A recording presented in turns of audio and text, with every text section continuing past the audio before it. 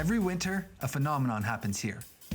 Eagles from all over North America make their way to the rivers of Squamish and call this place home. I had to see this for myself, so I teamed up with Squamish Rafting. And today, we're gonna find some eagles.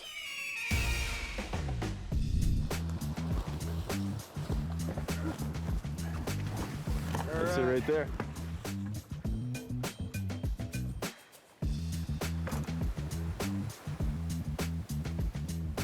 We are on the river and we are looking for bald eagles. How many eagles come to this area each year?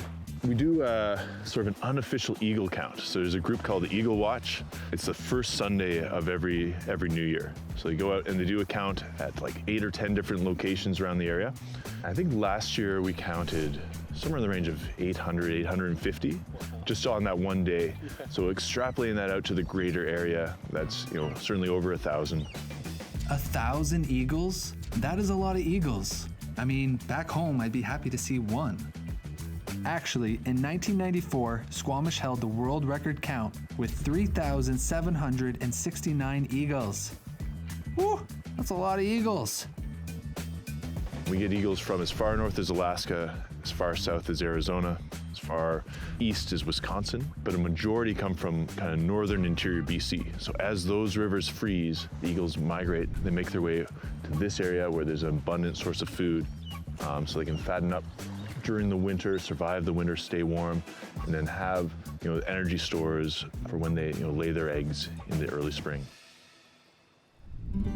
Their nests can become quite large, so they mate for life, and so they add to the nest every year. They go back to the same nest, so they remodel a little bit, and so they can become certainly over 100 pounds in the lifespan of an eagle. Do you want that giant bald eagle in the background, or Where is it? right there? Oh, I want a photo of that. Might be a female. They're slightly larger. It's a pretty good sized eagle.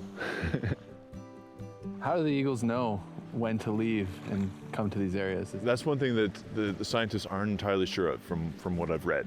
So I think it might be that something that's a little bit learned, and it's like, okay, it's this time of year, this is now the time when we leave. It might be as their home rivers start to freeze up, if they're from some of those northern spots, and it's like, okay, we have to leave now. So they're forced out, and then they'll use their great eyesight to see like gatherings of eagles from a distance. And that's often where you might find a large amount of salmon, a large food source.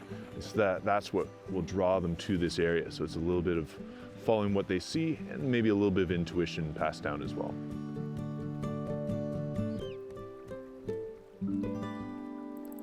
This tour this morning has been absolutely incredible, and I find it so fascinating that these eagles have the intelligence to navigate the skies and the intuition to find their way to this exact location.